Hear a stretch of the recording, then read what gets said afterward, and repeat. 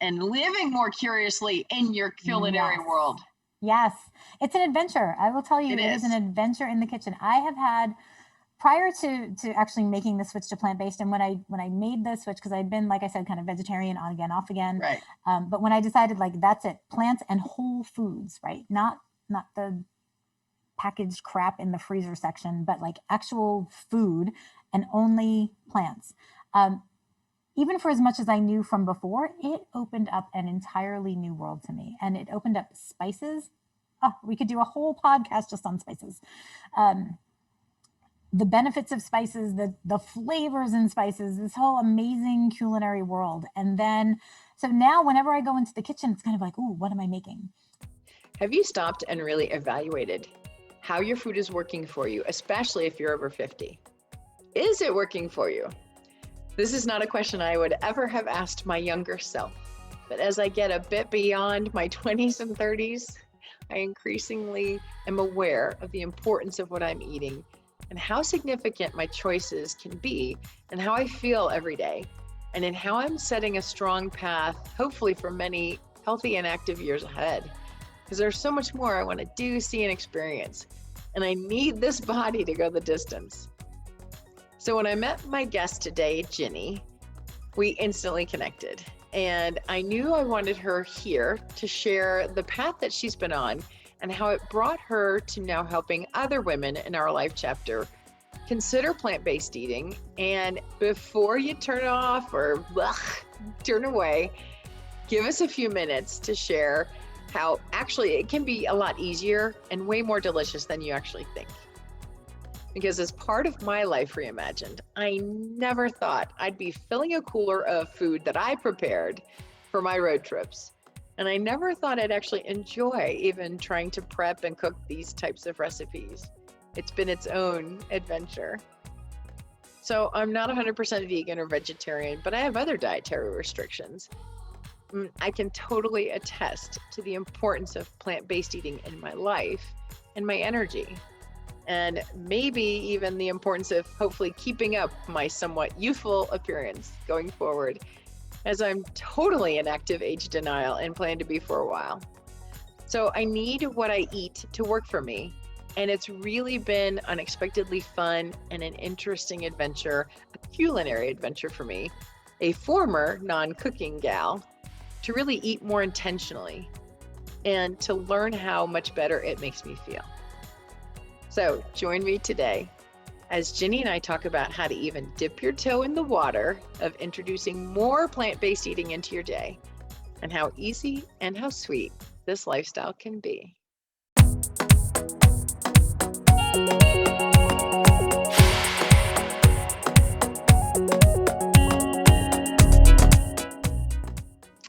All right, so Ginny Grabowski helps women over 40 get off the weight loss roller coaster, feel confident and sexy in their own bodies, transforming bodies and minds. And she works with women in her online membership called the Women's Wellness Academy. And in there, she connects with the members to really help them learn how to use plant-based eating to solve problems like prediabetes, type 2 diabetes, high blood pressure, and probably many, many others.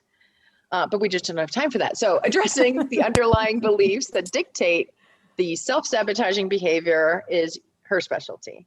And really what I love about Ginny's message is that she reinforces a message that's near in my heart, which is putting ourselves first, taking control of our health. Yep, whoop, whoop. Taking control of our health and our wellness, because we've got to make this body last. And she's going to share how implementing simple habits really last a lifetime and really make a big difference. So welcome, Ginny. Really excited to have you here. Super excited to be here. Yeah. Well, and as I mentioned, it was an instant connection for me with Ginny on a number of reasons, but one of the things I love is that she's in Alaska, and I get to learn all about, since that's on my bucket list and my Live It Now list, right? I know, I'm ready to visit. But what I loved especially about Ginny's message when it comes to plant-based eating is that it's easy, because I think too many people don't think it's easy. Yeah. I think you instantly feel better. And so it's a reinforcing circle.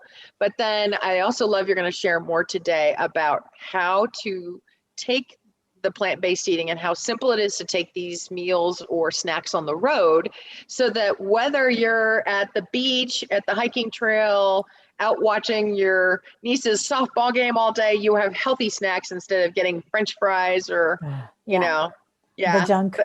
the junk, right? That don't fuel you. So I love that her message is more than just fueling with food. It's much more encompassing. So, all right, Ginny. So let's talk about how the heck did you get here, right? Like, how did you get to plant-based eating in Alaska, and how you decided then it was so good you wanted to share it and bring it to others? So that is a fantastic question. I got to Alaska not the way most women get to Alaska, and this is not a slam in any way on women, but I will tell you that the majority of the women that I have met who have ended up in Alaska have come here because they came with significant other, husband, boyfriend, whomever, but they came up here with somebody, and then the somebody inevitably left, and that means divorces, breakups, all kinds of things, and the women stayed. And that is not how I got up here. I also am not military, which is the other number 2 way that women get up here, is because the military sends them up here, they fall in love with the place, and they stay. I had been doing a lot of backpacking. I'm originally from New York, and I had been leading backpacking trips with the Sierra Club. I was out in the Adirondacks and the Catskills all the time. And I decided I wanted to come to Alaska, and I wanted to do it in the summertime because Alaska summer, daylight all the time, sounded amazing. And I knew that I didn't want to come up for just 2 weeks, because if I did a 2-week vacation, because it rains a lot here in the summer, I had heard, and I didn't want to get the rainy 2 weeks because I knew I was going to love it. So I got a job, and the only non-fishing job I could find was in Denali National Park. Oh, darn. Which is one of the most amazing places in the entire country, if not the entire world. And so I came up, and I fell in love. I really never went back. I went back to New York for a couple of winters to make some money so that I could have enough money to come back to Alaska and do my seasonal summer job. And then I was interested in becoming a personal trainer. So I did that in 2003, and that started the whole journey. And then I had been back, well, I wasn't really calling it plant-based. I just said I didn't eat meat back in my 20s. Yep. And so that worked really well because I didn't find meat particularly appealing. And it was really easy. It was so easy because open a can of beans and make some brown rice and like add some salsa, meal, right? Done. Right. And living in New York City, when I went into the supermarket for the first time as a 20-year-old on my own for the first time, I was like, oh, I'm going to go buy chicken because that's what you buy. And I went in and I saw the price tag on the chicken. It was like I was like, I'm done, not doing it. And so then I spent my 20s not eating meat, but still, I guess I would say lacto-ovo vegetarian. And then in my 30s, I dated a French chef. And so all that. Oh yeah, that's gone. And since I'd been doing it since my 20s, I'd never had the whole red wine, red meat thing. So that was amazing. And then, so I'm here living in Alaska, moved up here in 2003. I was, let's see, how old was I in 2003? 34. And then, so for a while, for most of my 30s and into my 40s, I was kind of sort of vegetarian. Sometimes I was, sometimes I wasn't. Just kind of depended on who was cooking for me or if I was cooking for myself. And then I met Colin Campbell, who is the author of The China Study. So if you have not read that book, put that on your to-read list because it is amazing. And I had read his book back in 2005, but here we were in 2017.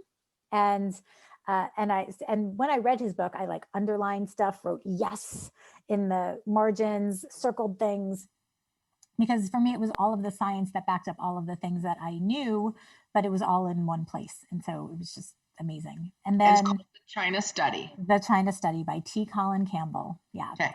Fantastic book. So got the opportunity to meet him and a whole bunch of other plant-based people. And I was like, you know what? I'm done with this meat. Like it's over, done. And even here in Alaska, people are like, oh my gosh, how can you eat, fruits and vegetables? And like, they're in the supermarket. There is a little bit of sticker shock for sure. When you see that grapes are $3.49 a pound, it's a little like, oh my God, $3.50 a pound? Are you kidding me? But then, when you when I put it in the cart with all my other stuff, when I get to the checkout, I'm still spending $100 in a week. So regardless of what goes into my basket, it all comes out to about the same price. So why not give myself the best, healthiest food I possibly can if it's all going to end up at the same price anyway? And so even if you are in podunk little community, wherever, and your supermarket, you're like, oh, there's nothing in my supermarket. I will guarantee you there are beans in your supermarket. There is rice in your supermarket, right? And there is some kind, even if you have to go to the frozen vegetable section, which in some places, frozen veggies are a better option than the fresh, just because of shipping time and all of that. There are frozen veggies, there's frozen fruit. You can absolutely 100% be plant-based, whether it's entirely plant-based or you're making your way toward that. You know, you're starting with like, oh, I'm going to add a couple more fruits and veggies. You can absolutely do it no matter where you are. Guaranteed. Yeah. Guaranteed. And I'm actually, and you and I had talked about this, I have been vegetarian portions of my life. And for some reason, I just didn't get the gene. I'm not a big meat person, never have been. Right. Mom and dad said, even as a kid. But, you know, sometimes I have meat, sometimes I don't. But the majority of my eating is still plant-based. And I know we're going to get into other questions a little bit further, but for me, I'm still on the, I still have meat several times a week. But again, you know, when you're eating this way, the quantities are much smaller and, you know, because more of my nutrients are coming from the plant-based options. Right. Well, and it's, you know, I like to think of it as a spectrum, right? So on this side, we have the standard American diet, which is all processed foods, zero fruits and vegetables, nightmare, right? Fast food. The thing that leads to cancer, heart disease, diabetes, all Everything, of that, right? right? That's over here. Over on this end is whole food, plant-based, no oil, no salt, no sugar, right? Yeah. And awesome. And we're all somewhere in between there. And some days I may start out here, you know, maybe I had my standard American McMuffin for breakfast, right? But by the end of the day, I might be here because I've got all veggies in my dinner, right? And so it may fluctuate day to day, it may fluctuate over weeks, but the goal is to make our way as close to this way as we can, because this is where all the health and all the good stuff is. So it's a process. For some people, can they do it overnight? Yes, absolutely. Usually that's because of some kind of major health issue, like cancer diagnosis, heart attack, things like that. And then it's like, oh my gosh, significant life issue. Yeah, it's the wake up call. And it's the, oh my gosh, if I want to live for the next 15, 20, 30 years, it has to change now. For the rest of it, it's like, oh, well, I'm kind of making my way over there, right? Yeah. So, and that's fine. And the important thing to remember is you are on the path and keep going, right? So people, there's all this controversy right now about the meat substitutes, like the Impossible Burger and all this kind of thing, right?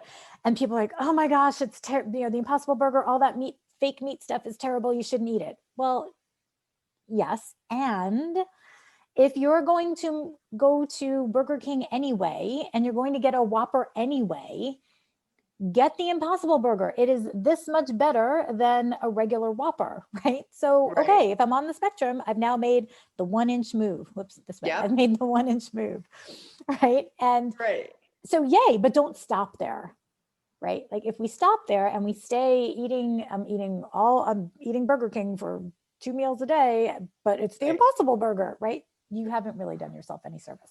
Marginal, but in the grander scheme, it's not going to benefit you. Yeah.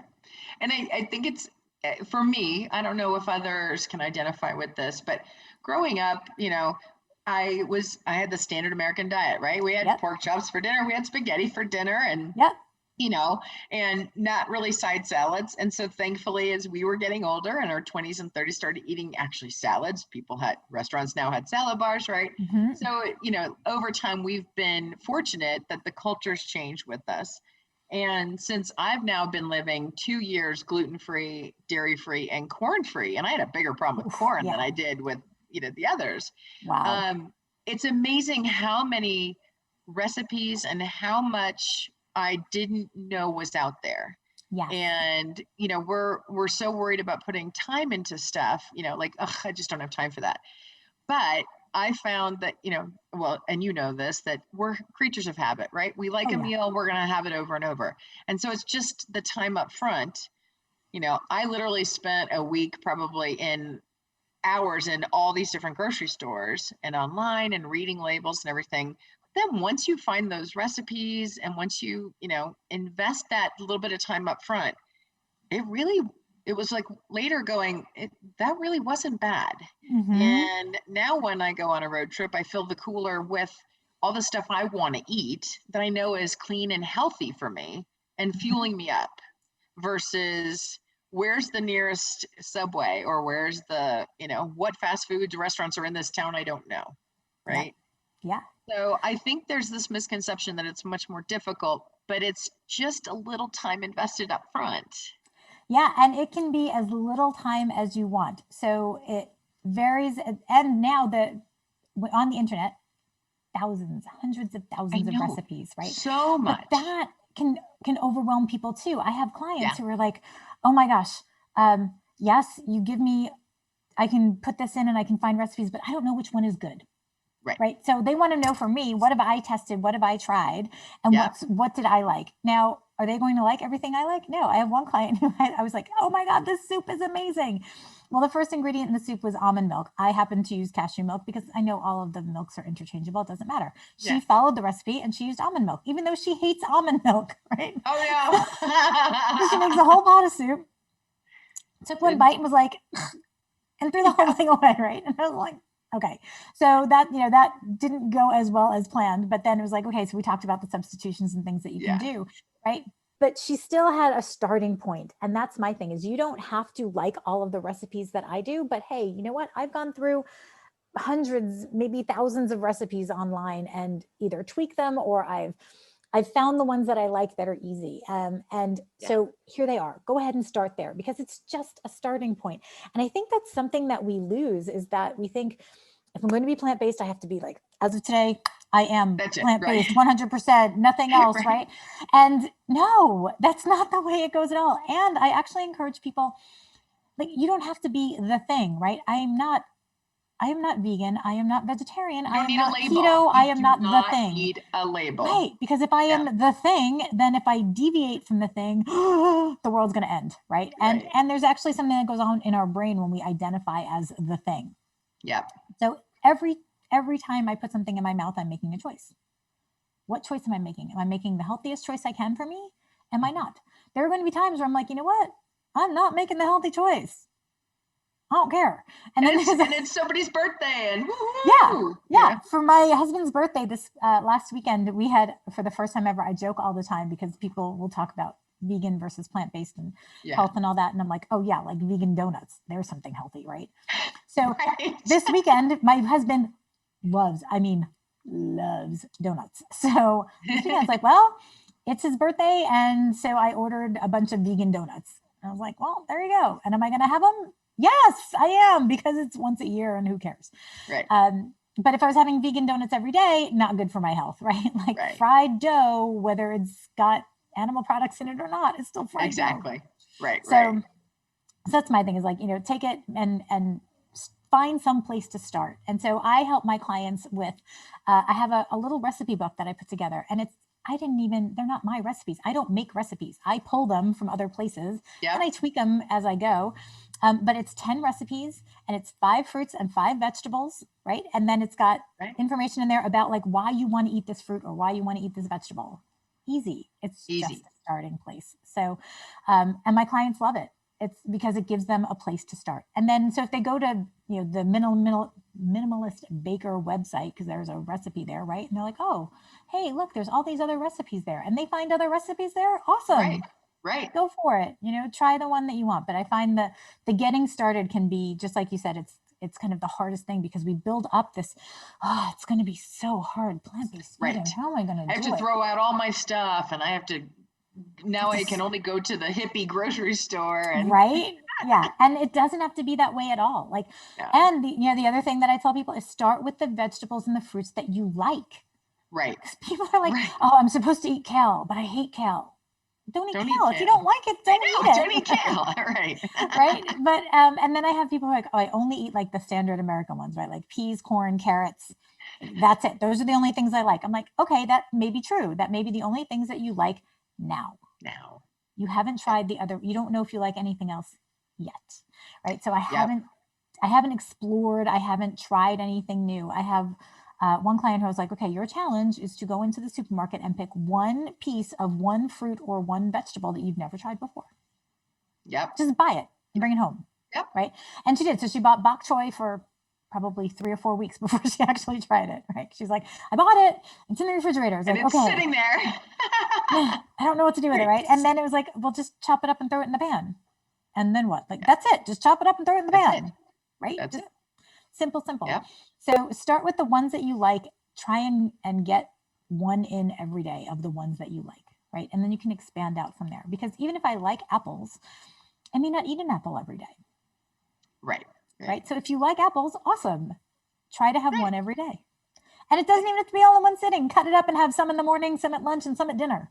Right. Like it can be that easy, but it's the getting started. And then once you start to feel better, it keeps going from there. Yeah. And so it's that taking that big first step and it's only ourselves limiting, right? I mean, there's nothing standing in our way. Here. Yep. It's all right here. But it's also, and that's really the focus of the podcast, is life reimagined, right? I never expected to do half this stuff at this age, which is wonderful, right? And living curiously and adventuring outside of what you know, right? Trying something new. And actually, it's funny because when people think of adventure, they think of Bear Grylls and the rappelling down the cliff. No, let me tell you, I do not have the cooking gene. I am terrified of my oven. So adventure for me is something in my kitchen. And the fact that I've been trying different foods that I had never tried before and recipes. And yes, like you said, some work and some you're like, no, I won't do that one again. Exactly. Okay. That was, But living curiously and adventuring in your culinary kitchen world, I think is just too much fun. And you also have said something on one of our previous Clubhouse discussions about how you love in your kitchen, you love spending time getting ready for the trip or getting ready and cooking your own meals to take with you. Yes. And that light bulb came on yesterday as I was doing it for my upcoming weekend getaway.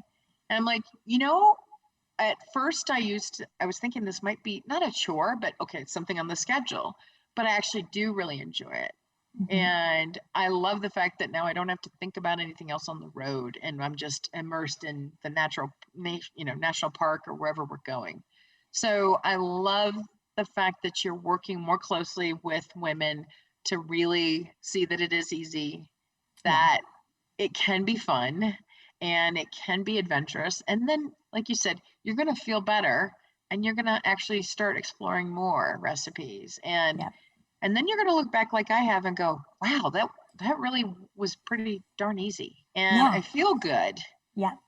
And, it's funny because I had a trip, believe it or not, even during COVID, I had a couple of airplane trips, right? And I was like, the first one that I took was going back to New York to see some family. So for me, going from Alaska to New York is 12 hours door to door at least, right? Like by the time I leave my house, get to the airport, get on the plane, blah, blah, blah. So the first time I did it, and this was during COVID, and I was like, oh, well, there'll be food on the plane, whatever. I'm not really going to think about it because okay, it's Chex Mix or whatever, but I can survive. Well, you get on the plane and guess what? Nothing. No eating, no nothing, right? So I was like, well, this might be a 24-hour fast kind of day. But then I got to, I think I was in, Seattle or one of the connecting airports, and I found something to eat, right? But it wasn't great. And it was like, oh, well, okay. And then I got to New York and I thought, oh my gosh, I am starving. And it was like 9:00 at night. And usually that time of night, I'm like getting ready for bed. So I'm not usually eating at that time of night. Right. And it was time change, all that. Everything. We were the only plane that landed. We were the only people in the airport at John F. Kennedy Airport, which was bizarre. It was very apocalyptic. Yeah, that's very weird. Yeah, so we're coming through, but I'm like, but I know on the bottom level as I exit, there's a Dunkin' Donuts. And Dunkin' Donuts, even in a pandemic, Dunkin' Donuts does not close, right? Guess what? Closed. I was like, by the time we got to my friend's house, so my friend picked me up, and thankfully she had water in the car. So I was like, guzzling the water, but I was like, I'm starving. Like, I need some food. And I thought, okay, I can't do this again. This is a bad plan, because I felt crappy because of whatever I got in the airport, and then was just starving, and I don't like that feeling. So then the next time around, I was like, okay, Now I'm going to be on it. So some of the easiest things to do, and this is whether you're traveling on an airplane, traveling for a backpacking trip, whatever, but Larabars are my godsend savior. Yep. But the caution with Larabars is, like everything else, the original Larabars have 5 ingredients: dates, nuts, and like lemon or apple or cinnamon. Or Something cashews, like that. Cashews, right? Something easy. Yep. Move beyond that to their fancy schmancy, like super high protein, blah, blah, blah. And now the ingredient list is like enormous and full of crap. So look for the ones that have just the 5 ingredients, and they're delicious. And they can range from $1 each to like $2 or $3, which when they get into the $2 and $3 range, like $2.75, $3. I was at a resort once in Colorado. Yeah. That I think it was like $4 for, I mean, I was like, I'm just going to grab the apple, right? And so, but Larabars are a great savior. And then hummus is like the key to all life to me. Like, because it's so easy. It's so easy. And even last time I was getting ready for this trip, I was like, oh, I'm going to put the hummus. Oh, and here's a little TSA tip. If you buy hummus and it's in an 8-ounce container and it's sealed, you can't take it through TSA because it's considered a gel and you will have to throw it away. Okay. Which I learned. Which I learned the first time in that situation. Yeah. So instead, you can put 8 ounces of it into a wrap. Nobody cares, right? Because now it's food. Yep. So anyway, so I made my hummus at home because my hummus has got like 3 ingredients: chickpeas, tahini, and like some lemon and some garlic.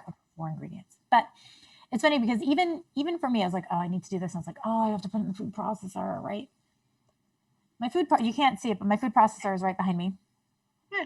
Literally dump all the ingredients in, press the button for pulsing. I know. Right. And that's it. Like it is done. And so I was like, oh my God. So even now, after being completely 100% plant-based for the last, I don't know, 4 years, I still put up these own barriers in my head, right? Of like, I have to do this sometime before I go. Took me literally, I don't know, 1.5 minutes, maybe 2 minutes to do, right? Made my wraps and I'm on my way, and it was great. And so I brought enough between Larabars, hummus wraps, and some other like cut up fruits and vegetables that I not only had enough for the entire 12-hour trip, but I had extra left over when I got there. So I was not hungry. I had enough food to, like, when I got to my friend's house, if they didn't have anything on hand, I was like, I got it. Like, I'm good. Right. So, and my energy level was so much better. I know. See, I get the hangry. I get really cranky. Yep. And just because I was giving my body what it really wanted. Yeah. Like I had no issues with jet lag. I'd gone to Maui a couple of weeks before, only 2-hour time difference and like a shorter flight, 5.5 hours from Alaska on a direct flight.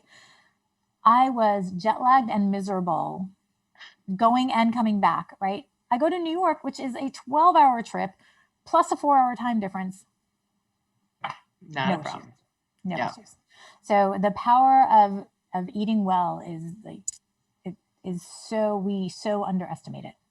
It is. And I agree. And, I spent many years at the Heart Association and looking at research, and I feel like it's still a young field. And I feel like over the next 20 years, we're going to have so much more information come to light and much more accepted practice because of we don't have nutrient dense foods in our everyday. And I mean, again, trying to keep the youthful appearance, right, without spending money in plastic surgery in a few years.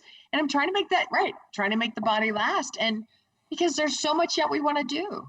And so I know it, again, for those listening, it seems like it can be overwhelming, but so I'm going to pivot now and ask Ginny to talk a little bit more about her membership because she can help you make it a lot easier and bring you in a community of women who will go, do not put almond milk in this one recipe if you want to eat it, right?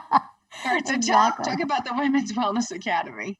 So the Women's Wellness Academy came about. I had previously had my own personal training studio where we worked on personal training and nutrition. And people would come in and say like, oh, I just want to do boot camp. And I was like, no, you can do boot camp, but you also must do the nutrition piece because people think that exercise is just going to magically melt the pounds off and nothing, and it'll be great, right? All I have to do is work out.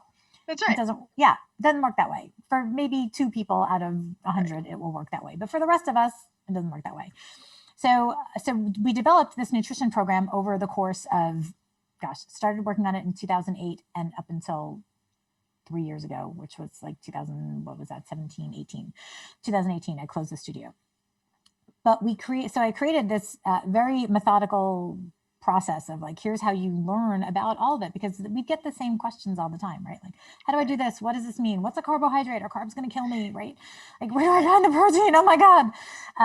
So put this all together. And then in 2018, I closed the studio. Who knew how smart that would be? Because there was a pandemic. Right.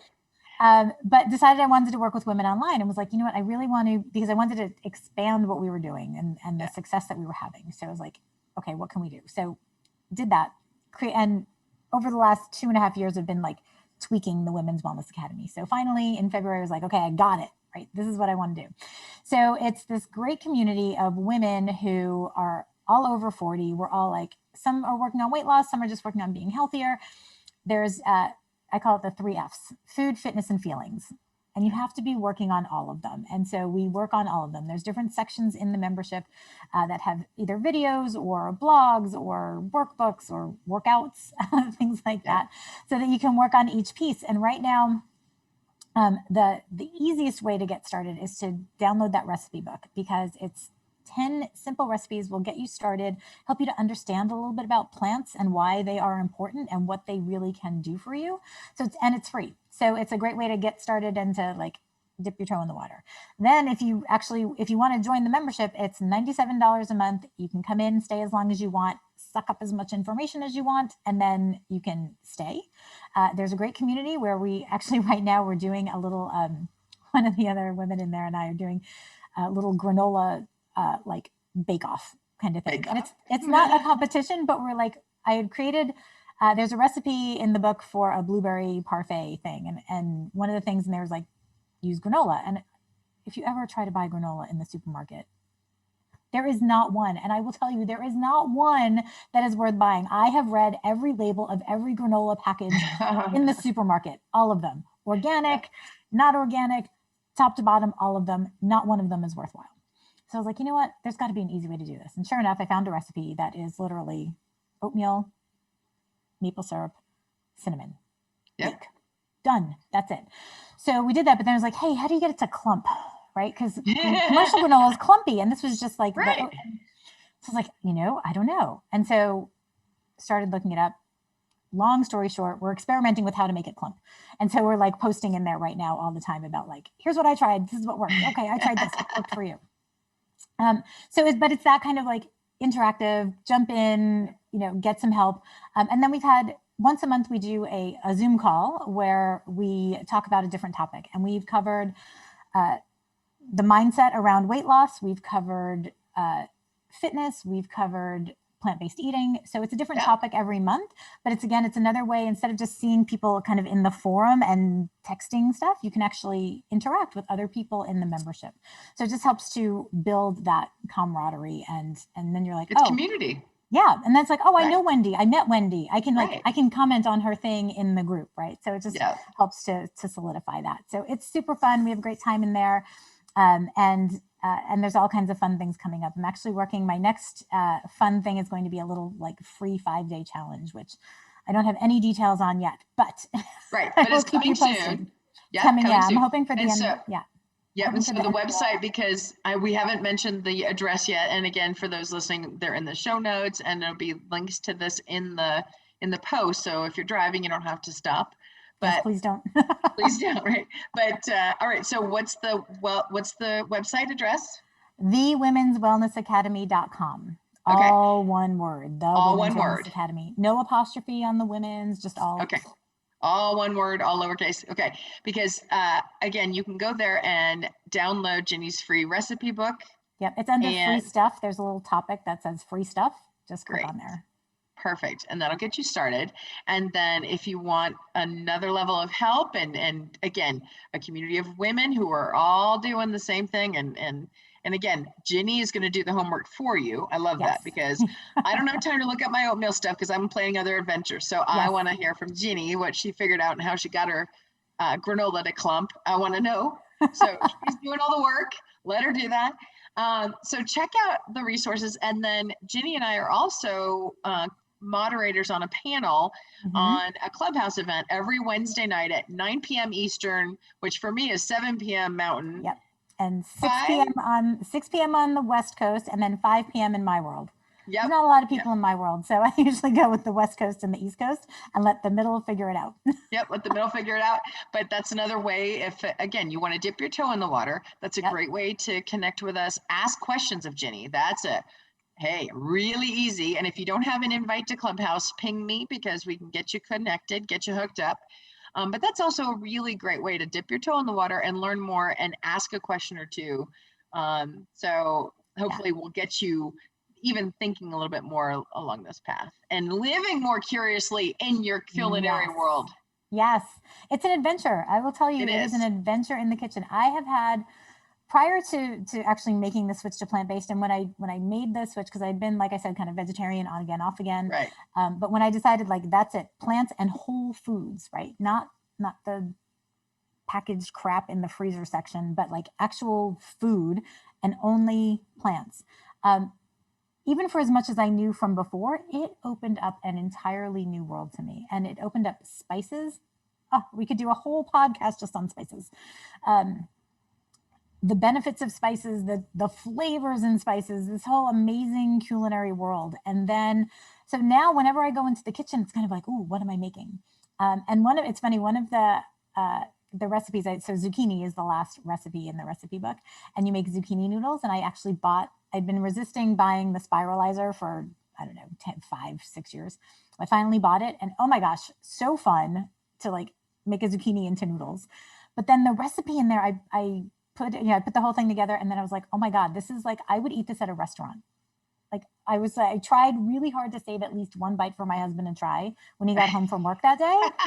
And I was like, okay, you can try it, but while you're trying it, I'm still gonna eat. And I think I ate almost all of it because it was just so good. And so for me to be able to do that in my kitchen is fun and exciting, and knowing that every ingredient in there is going to benefit my body and my brain and my health in some way. Like, why even bother going to a restaurant? You can make it exactly the way you want it in your house. Like if I wanted more spice, I add more spice. I don't have to be like, excuse me, could you ask the chef to like make this exactly the way I want it? Right? Like when Harry Met Sally, that whole like, here's my laundry list of all the things I want you to do for me. Yep. This on the side, but no. Make it the way you want. And I love the idea also, invite some friends over, and you guys have you guys are going to make your own granola or hummus, have a cocktail if you want, or make healthy beverages at the same time. But just have fun with it. Yeah. Have the family get involved. Yeah. And you will be amazed at how, because people think like, oh, I'm going to have to eat salads all the time. I will tell you, I eat salad never. I don't eat salad. Like occasionally when I go out to a restaurant, but I do. People think that plant-based eating means I have to eat salads all the time. You have to eat salads, zero, none. You don't have to ever eat salad. And you can still, there are so many other ways that you can make food delicious and amazing. And here's the other thing is you do not have to be Martha Stewart. I do not aspire to be Martha Stewart. I never will be. Nope, and I feel the same way. 5 minute, one pot meals. Yep. That's my thing is like, keep it as simple as possible. And even with the recipe book, I call it 3-step prep. Every recipe has 3 steps. There's one that has 4, but I make up for it with another one that has 2. Okay. So it's 3 steps. So it's always 3 steps, but really because it shouldn't be hard. No. Like feeding yourself should not be hard. No, and I'm a very low bar that if you can get me to do it and make it easy, because I've never been a chef or cook. I mean, I was the gal eating cereal in my 20s because again, pour it in a bowl and I'm good to go, right? Yeah. So if I can do it, you guys, you can do it, and you're gonna feel really good, and you're gonna go, oh my God, I gotta spend more time with Ginny. That's exactly. Yeah, super fun. Love it. So as you know, as we're gonna wrap up, I want to know what is either on your something you've done that needs to be on everybody's Live It Now list, or something that you're working on now as part of yours. So what's going on? Which way are you gonna hit me here? So I would say so I have 2. I'm a Libra, and so I can never do just one thing. It's always that's okay. Balanced. You can bring it. We're ready. So the 2 things I would say, number 1, visit Alaska. and not just Okay. on a cruise. Like get on the Not just land, a come to the cruise. mainland, because the cruise is beautiful. Yes. And Yep. that's not really Alaska. Don't tell the other Alaskans I said that. Yep. But there's so much more. I shouldn't say it's not really Alaska, because it very much is, but there's so much more than just Southeast. So come to the mainland, come visit Alaska. And the other thing is go visit New York City, because to me, the two, like everyone should do both once in their life. Oh, that's a really, I didn't expect the New York City today from you. This is good. Just because there's so much going on there. Yeah. And I know the city's having some problems right now. And I still have friends that live there and are like, oh, this may not be the best time. But as things start to come back and the theater is back online and all the other entertainment and all the things, like go and see it, because there is no other place like it in the world. So go visit New York City. You just have to go one time. And then come to Alaska and know that it's all America. And this is what we are all about, right? Like super diverse. Everybody's got a place. And so those are my two pieces of advice. Visit each one at least once in your life. Okay. And we're going to even add on to that further, because Alaska is on my list, and it's something in the next 1 to 2 years I will be coming. Awesome. Yes, because I love it. I just can't wait because I've been to Iceland. Adventure. Yep. I love it. But New York City, I would say I've been there at Christmas. I absolutely adore it at that time, but spring is beautiful. Yep. So would you recommend somebody visit if they're going to Alaska for the first time? Would you say summer, or would you give them a shoulder season? What would be Ginny's recommendation if you haven't been? My favorite time is come in August. It's going to be kind of cold, but here's the thing is if you come late August, all of the animals are fat and they have their winter coats and their antlers are enormous. Ooh. And you have a chance at seeing northern lights. Yeah. Okay. And you can still go fishing. So you can pretty much, my friends, my first year up here, two of my best friends, my college roommates came up to visit me, and I was like, you guys can never come back, because they did everything. They went to the state fair. They caught halibut. They, not just fishing, actually caught the halibut.